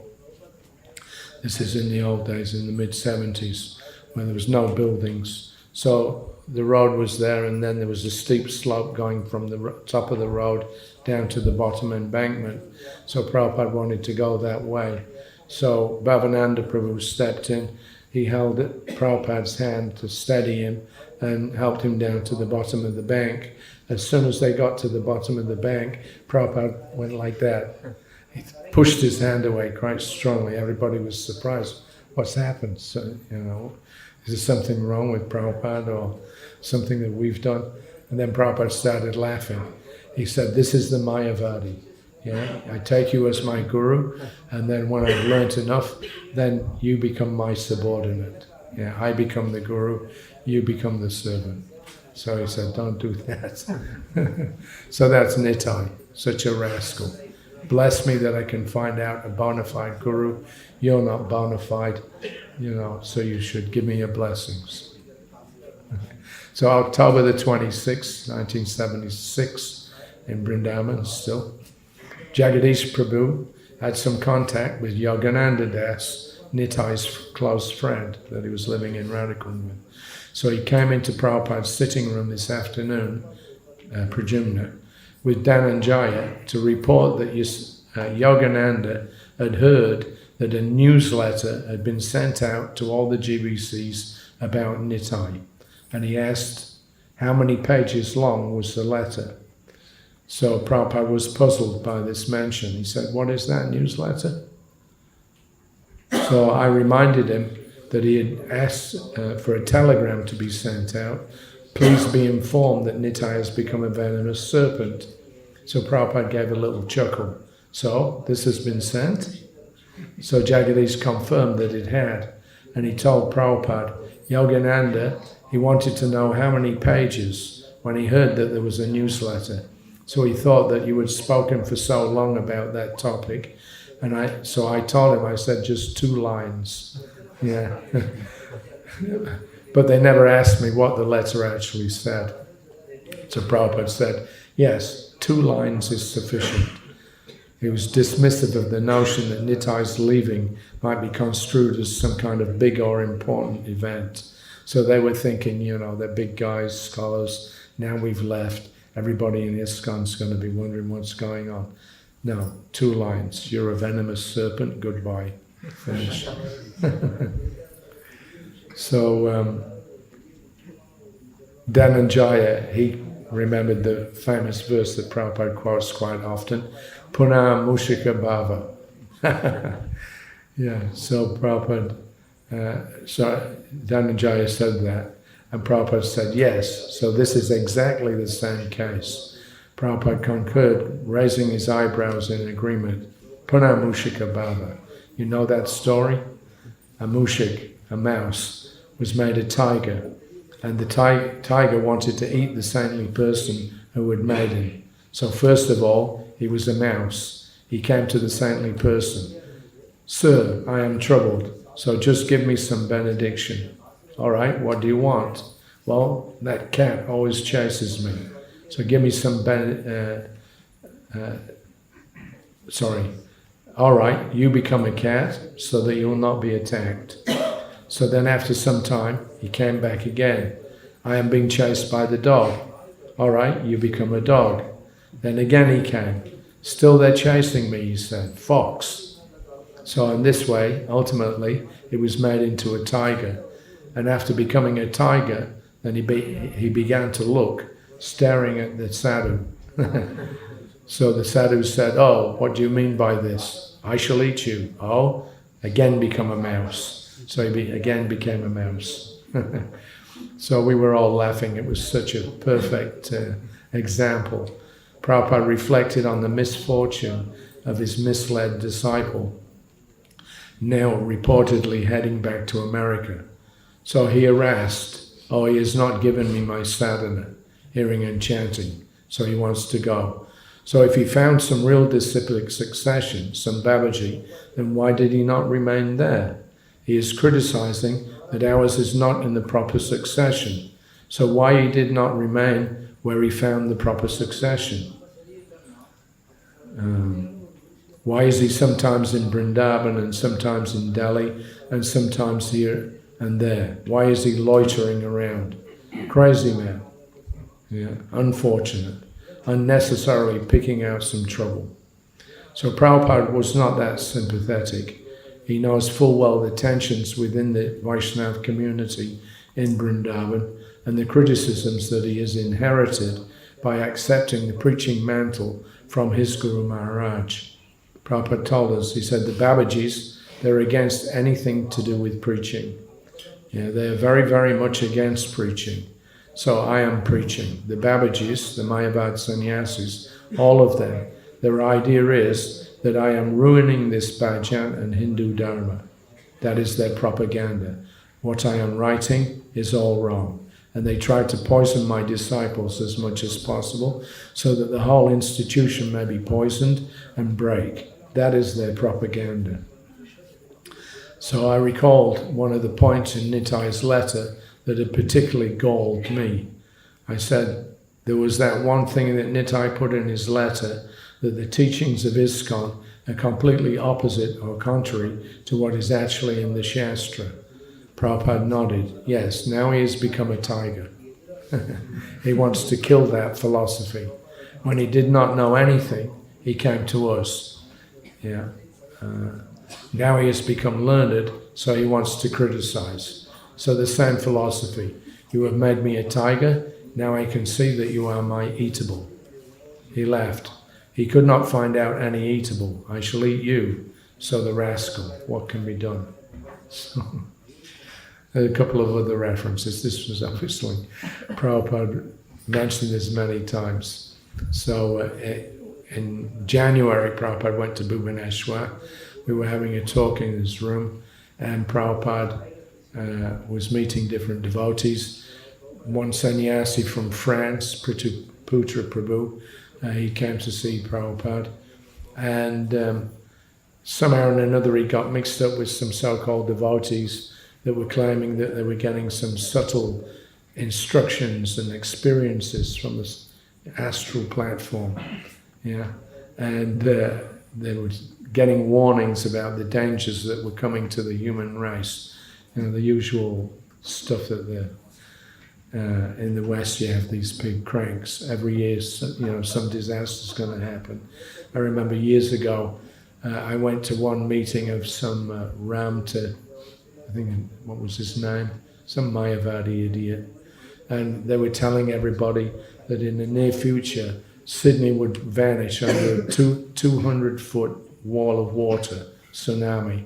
It was definitely coming. It was going to wipe out the whole east coast of Australia.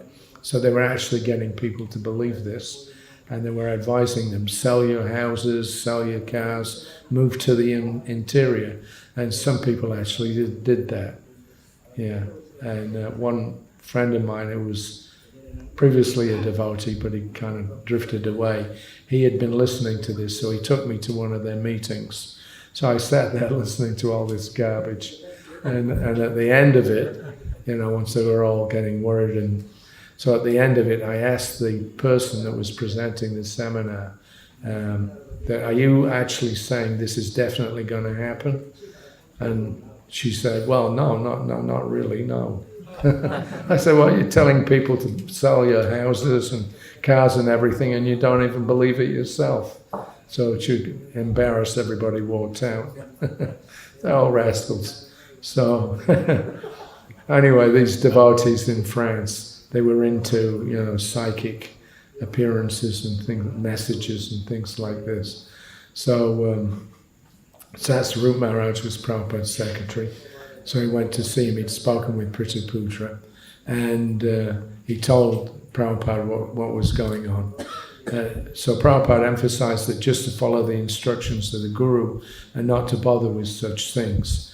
So he said, don't depend on the subtle thing. See practically what you were getting. So Satsvarup said, well, I thought that it was most dangerous. Prabhupada said, yes, most dangerous. Those who are neophyte, they will always be in danger. Always in danger because they're neophytes. Just like a child is always in danger. So how you can save them? So this is like a parent. When you have a child, you're always thinking, where is my kid? Has he fallen down a hole? Has he fallen in the river? You know, has he, whatever. You imagine so many things that might happen because they're neophyte. They don't know what they're doing. So Prabhupada was using that as an example. He's always in danger. So, as far as possible, let us try to preach. He is going to the fire, he's going to the water, he's going to the animal, he's eating some poison, always in danger. So that childish age is dangerous. Therefore, the mother takes care. Danger is already there because he's neophyte. So we have to abide by the injunctions of the Shastra and be guided by the Guru. That's all. That is our secure position. And otherwise, the danger will always be there. So by comparison, small kid and a new devotee, yeah, always in danger.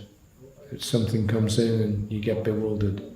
So Prabhupada, Pritiputra came in and he said that, well, one boy in Paris, he had had some visitation by some subtle being. Prabhupada said, whatever it may be, this is the position. Those who are neophyte, they're always in danger. Therefore, their duty is to be guided by Sadhu, Shastra and Guru. That's all. This is our principle. So now, I will say from my own practical life, it is not pride, but actually everybody knows that my Guru Maharaj had thousands of disciples. So out of those thousands of disciples, practically, I have become a little successful. Yeah, he had so many followers, but Prabhupada was the only one that became successful. Though everybody knows that. Why? Because I firmly believed in the words of my Guru. That's all. There may be many other God brothers, maybe very learned, maybe advanced, whatever it may be. Maybe they have some special favor, but everybody claims that I am the most fortunate. And from a practical point of view, so I think sometimes, why has this wonderful thing happened to me? This is Prabhupada. He's thinking like that. So I search out, and I search out that I search out that only that I 100% believe in the words of my spiritual master. That's all. That's why I've become successful. So don't think about any nonsense. You simply execute what your guru has said. That is success. So you're daily singing Guru Mukha Padmavakya. You know the meaning? So the devotees said yes. So Prabhupada said, this is the instruction. And the child decides that whatever my parent says, that is all I shall do. I shall do nothing else. Then he's safe. So Satsvarupa said that my only wish, it goes on with the verse, my only wish is to have my consciousness purified by the words emanating from his lotus mouth. So Prabhupada says, yes, then he is safe. And as soon as he manufactures, finished. So don't do this. Yashadeve parabhakti yatadeve tatagaro. This is the secret of spiritual success. In Vrindavan, there are so many dangerous elements. All these Babajis. Oh, I'm not going out of Vrindavan. They're very proud of that. I've never been out of Vrindavan down. But he has got a connection with so many women at the same time. So on the one hand, they're advertising themselves as being advanced. On the other hand, all these widows that go and live in Vrindavan, they go and have affairs with them, the Babajis. The Prabhupada, as I say, knew what was going on. So what is the use? You have experience of this. He's attached to a woman and doing all sinful activities in Vrindavan, and he's a devotee. He cannot go out of Vrindavan. So this is going on, manufacturing bidis, smoking bidis in the dress of Rupa Goswami, loincloth, big tilak, and kantimala. And what is he doing? Bidi making. You have seen? Pratiputra said, well, I've seen some of them doing it, yes. So Prabhupada said, all right, not all of them, but they're also claiming that they're on the same stage as Rupa Goswami. We are preaching, we're on a lower stage. This is their opinion. We are preaching all over the world, and we are in the lower stage. And because he has imitated the dress of Rupa Goswami, this mala and tilak, and he's manufacturing bidis, oh, he is higher. So this is going on. Therefore, Bhaktivedanta Thakur has condemned these rascals, Kali Chala, the disciples of Kali. So here is the disciple of Kali. Who? Naki Tilak Galai Mala and Sahajya Bhajan Kachimamu Sange Lana Paribala. He has Tilak and Mala and Sahajya. With other girls, he's making some Parakiya Ras Bhajan. So Kali Chala. So we have to be guided by our predecessor acharyas. Then we shall be saved. Otherwise, we are condemned.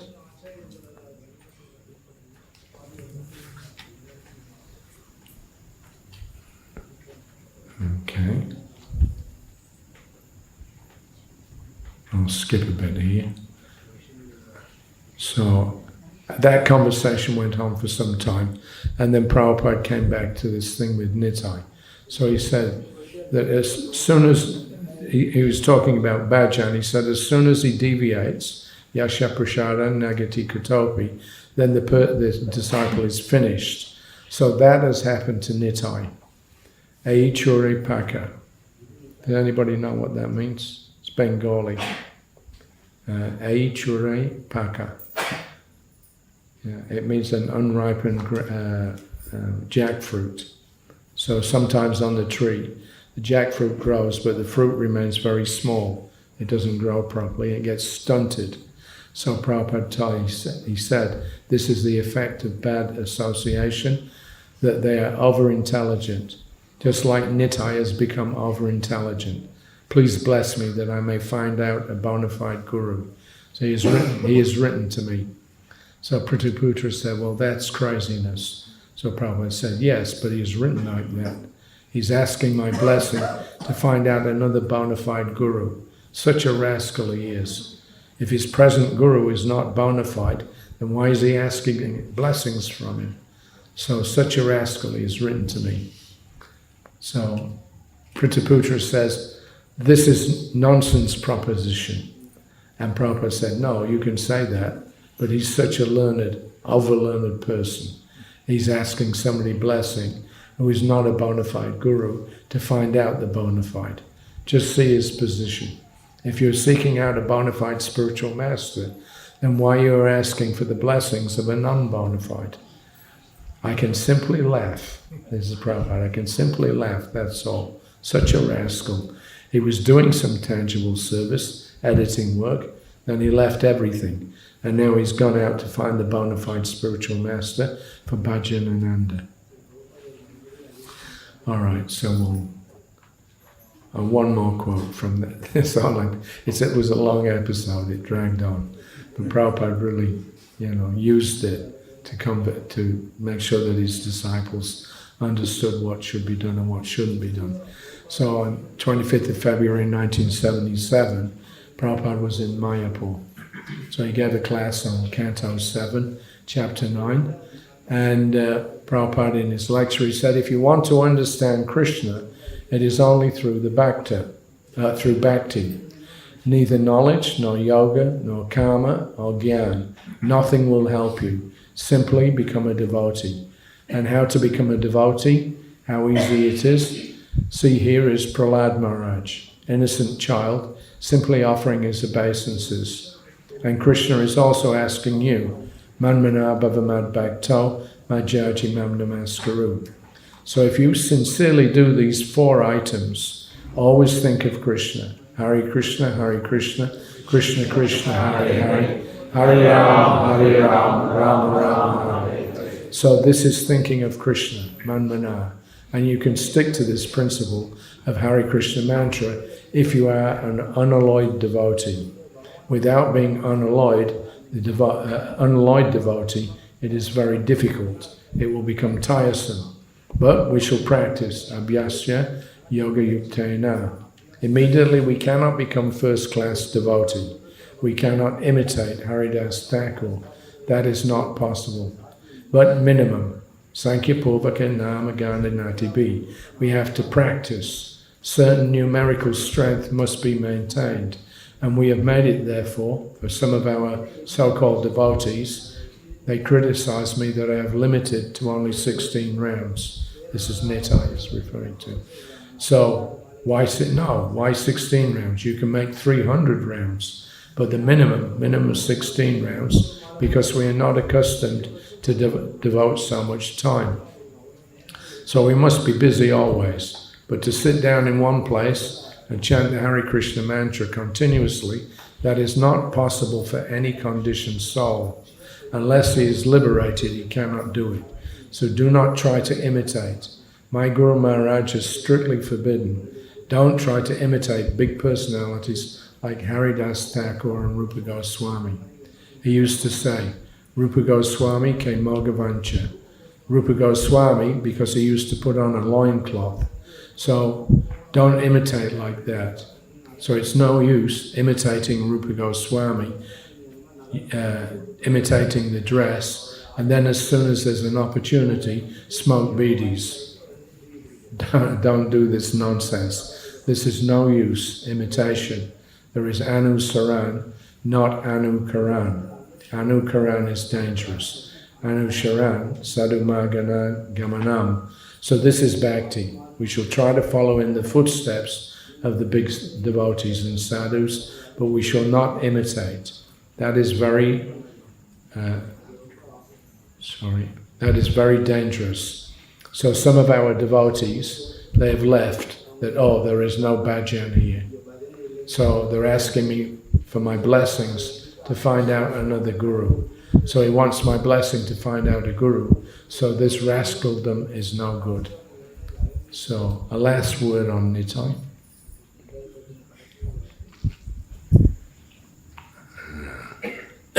This is May 1977. Prabhupada asked something about where is Nitai nowadays. Rameshwara Swami told him that he's left the Society of Devotees. He's just hanging out in America and trying to get a job. So Prabhupada said, just see. He was laughing. He was asking for my blessings for a guru. So he's a fanatic. So a couple of other things. Jayapataka Maharaj, he told me, I didn't hear this personally, but after Nitai left, Jayapataka Maharaj said that Prabhupada had told him that Nitai will not go back to Godhead for many kalpas as births. Many kalpas of births. So by offending Srila Prabhupada, he lost everything. This man was one of the top devotees in the movement, one of the most, educated, reliable. He traveled with Prabhupada as his servant, as his secretary, as his, editor for Prabhupada's books, and everything lost. And it's interesting because I found a website that Nitai had put up on, of himself. So the first part of the website, he gives this biography. So that was confirmation what Prabhupada said, because I'll read some of it out. It's quite interesting what happens when you insult the Vaishnavas. So he says, as far as my perspective on all these works is concerned, he's talking about doing some translation work of some Bengali literature and things like that. And he says, I am a skeptic. In my younger days, and still at times, I was far too gullible for my saner moments today. I joined the Hare Krishna movement, ISKCON, and visited India for the first time in 1973. So that's how I became interested in the Vaishnava tradition originally. I began the study of Sanskrit and Bengali and some Hindi during that period. Eventually I became disillusioned with the Hare Krishna movement. I left that organization and became a disciple of another guru, who is also a member of the Chaitanya Vaishnava tradition, but not of ISKCON. So he seemed to me to be more genuine than Swami A.C. Bhaktivedanta, the founder of ISKCON. After living and practicing with Sri Kishori something Ananda Baba for some time, I then returned to the US. I finished my undergraduate education at the University of Colorado, and then I went on to graduate school at the University of Chicago. So he became some kind of academic. Over the years, I have seen my attitude towards the Vaishnava tradition and towards religion in general change. I now see religion as mostly fantasy, explainable better in terms of human need rather than divine revelation. Religious fantasies are for the most part harmless, but sometimes they become so powerful and intertwined with reality that they become like a sickness. This is when religion becomes very dangerous. Like a disease, they are communicated by contact, and also like diseases, they strike at people in certain conditions of weakness, among which might be counted poor education, weak critical thinking skills, low self-esteem, overly abundant self-esteem, and so forth. So he's saying only these kinds of people actually take up religion. They're half crazy basically and suffering in one way and another. So he says, in addition, there's a certain addictive quality to these religious fantasies. Even when one recognizes them as fantasies and as unlikely to be true, one often still longs after the comfort and occasional euphoria that they may bring. Perhaps that is why I find myself still fascinated by the Vaishnava fantasies found in these texts. He's talking about the Bhagavatam fantasy, or by the fantasy of Brahman found in the Vedanta texts, or by the fantasy of cosmic orgasms found in the tantric texts. On the other hand, one must recognize that truth is elusive. No self-conscious critic can say with certainty that there is no Krishna, no Radha, no Brahman. There well may be a Krishna, a Radha, a Brahman, or a Shiva. Though one cannot deny their reality with any certainty, one is not compelled to affirm it either. So, completely bamboozled. All an honest inquirer can do is affirm that so-and-so believes such and such, and in this and that circumstance, and recognize that that so-and-so's belief in something does not make it true. In other words, just because you believe Krishna's there doesn't make it true. Nor does somebody's willingness to die for a belief have any bearing on the validity of the belief. So the procedure adopted here, it means on his website, is the minimalist one of recognizing the fact of someone's expression of belief without mistaking the fact that, as evidence of truth. In other words, religious beliefs remain fantasy until proven otherwise, and the standard of proof here is empirical. So we don't, of course, follow empirical teachings. So he's finished. That came from, insulting Srila Prabhupada. It was going to go off. Oh, you're not letting me chant 64 rounds, so I have to leave. And what happens? He becomes an atheist. Where is his 64 rounds anymore? Becoming a close associate of Lord Chaitanya Mahaprabhu. Such a rascal. Anyway, that's a lesson to be learned by all of us. These are the kinds of things that can happen when you commit offense against Krishna's devotees. Okay, it's very late. I'm sorry that it dragged on a little bit in some places, but I think it's important, to hear from, the whole story so you can understand what's really going on. So Prabhupada was very liberal, but when somebody became a aparadi, that was finished. And of course, during that whole thing, there was one gentleman, Bagaji. He owned the land next to our temple, and he donated it to Prabhupada or to ISKCON, and they had the Gurukul there. So he was quite friendly with Nitai. And when he heard that Nitai had left, then he went to Prabhupada and he told Srila Prabhupada that I know when Nitai must be staying, I can find him out, and let me bring him to you, and you can try and talk some sense into him. So Prabhupada said no. He said if he comes of his own accord and he wants to hear and ask questions, then he's welcome. But what will the use be of you bringing him to me? He'll simply sit there. He already disagrees with everything. You can't change him. So it has to come from him, not me.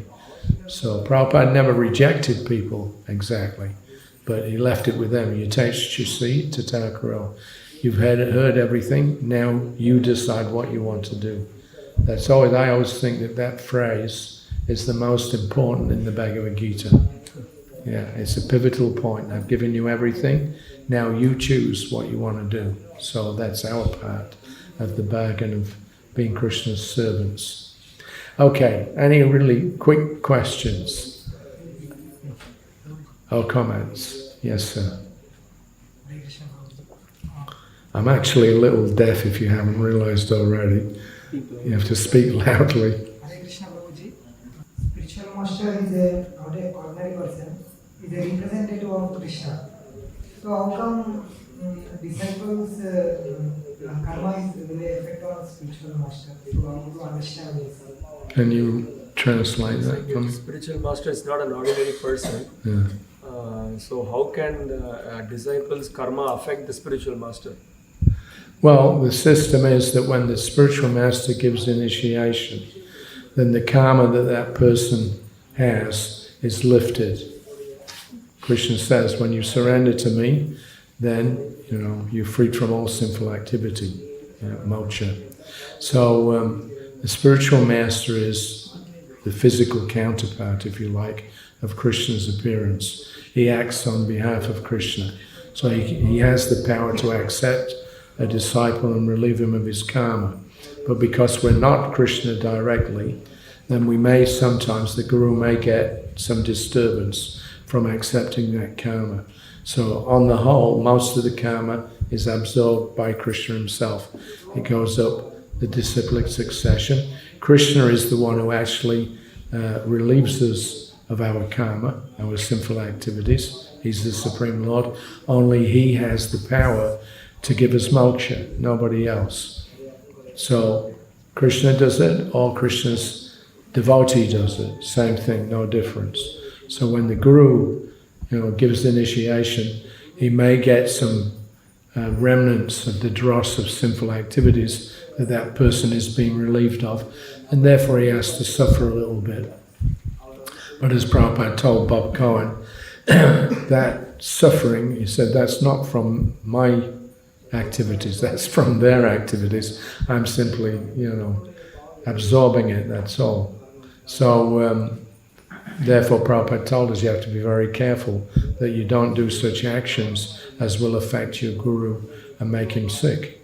It does happen, but it's the token sickness. It doesn't mean that because the Guru has become sick, that there's something wrong with him.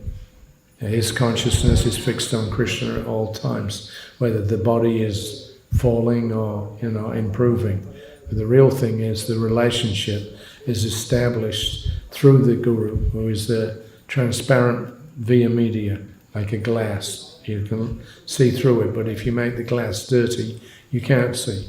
So the Guru cleans the glass, cleans the heart, by performing this service to Krishna, accepting the fallen souls, accepting the burden of their sinful acts, so that they can make progress. If you remain with that burden, then that would interrupt your progress in spiritual life. So just to give us a good start, all right, start from the beginning. Here's a clean slate. You're initiated. What does the word initiation mean? What does the word initiation mean? Can you say? Leaving our life and starting a new birth. Right. It means that you're just beginning. You initiate something. You're just beginning. Forget your previous life. Now you're initiated. You have a clean slate. Now progress with that engagement. That's the idea. So it's a mercy, Krishna's mercy, that a bona fide Guru, you find a Guru. You say that by the mercy of Krishna you find a Guru, by the mercy of the Guru you find Krishna. So that's the principle. But there's still, it's not a cheap thing. There is actually a transference. So Krishna oversees that, the Guru oversees that, the disciple gets the benefit, even though we don't deserve it. Okay? Any other questions? No? Okay, so we'll finish that. Thank you all very much. Srila Prabhupada ki jai. His Grace Hari Sauri Prabhu ki jai.